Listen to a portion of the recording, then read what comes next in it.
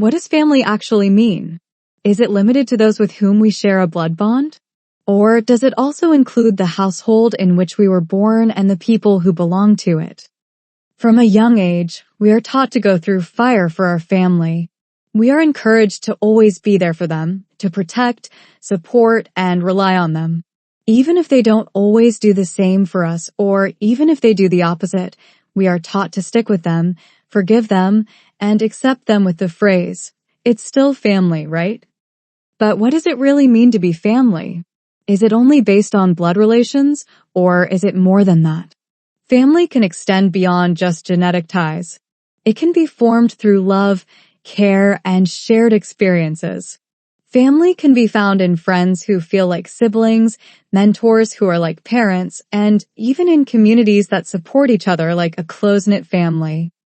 The idea that we must always be loyal to our family, even if they are not always loyal to us, raises questions about loyalty and self-respect.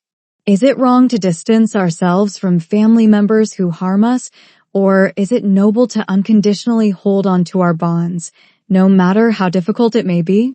These dilemmas reflect the complexity of family relationships and the various ways we interpret and experience them.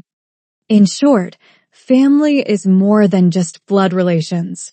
It is a complex mix of love, loyalty, and shared history that shapes and influences us in ways that are sometimes hard to understand. But are we not confusing two concepts out of fear of not being good enough in the eyes of others? Having a blood bond with someone means you literally share the same blood. This includes brothers, sisters, uncles, aunts, cousins, grandparents, and grandchildren. True family, however, are the people who choose to love, support, and respect you, regardless of genetic ties.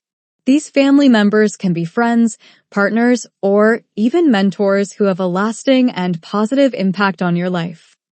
By internalizing the norm that we should not let go of family, we often hold on to people who hurt us, wound us, and bring us down. This can prevent us from setting healthy boundaries and nurturing relationships that truly nourish and support us. It's like faith, where we learn from our parents that God always has our best interests at heart. When we find ourselves in crisis, we often think it is part of a bigger plan from Him. But if someone else pushes us into the abyss, we don't fall to our knees in gratitude, do we? In the same way, we learn that brothers, sisters, uncles, and aunts always have our best interests at heart. But in practice, this often turns out not to be the case. Still, we have learned to hold on to these relationships under the guise of family ties. If it had been friends, however, we would probably have removed them from our lives right away. It is essential to recognize that blood ties do not always guarantee a strong family bond. Ultimately, it is about the love, support, and respect we receive from the people around us, whether they are family or not. It is wiser to let go of what continually causes misery. By surrounding yourself with people who genuinely love and support you, you can become a stronger and more resilient person. This gives you the strength to let go of negative influences and focus on what truly matters: love, happiness, and personal growth. Life is too short to hold on to what hurts you. Instead, embrace the people who are there for you, who lift you up and inspire you to be your best self. That is ultimately the true meaning of family. Living with family members who hurt you can indeed feel like a constant battle filled with silent despair. It can seem as though there is never a resolution, as if the situation remains tense and the suffering never ends. It is a heavy burden to bear, knowing that the people you should be able to expect to love and support you are the ones who hurt you the most. It can lead to feelings of helplessness and deep emotional pain that are difficult to endure. In such situations, it is important to recognize that it is not your responsibility to solve the situation alone. Sometimes, the only way to find peace is to distance yourself from the toxic dynamics and protect yourself from further harm. It is okay to put yourself first and choose your own well-being, even if that means distancing yourself from family members.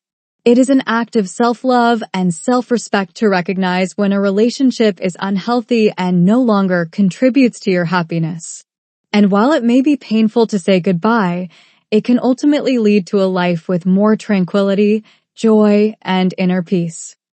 It is not up to us to judge when someone chooses to cut family ties. Everyone has the right to exclude people from their life if it is better for them. And if you choose not to do so, that is also your right. What matters is that you make choices that contribute to your well-being and happiness.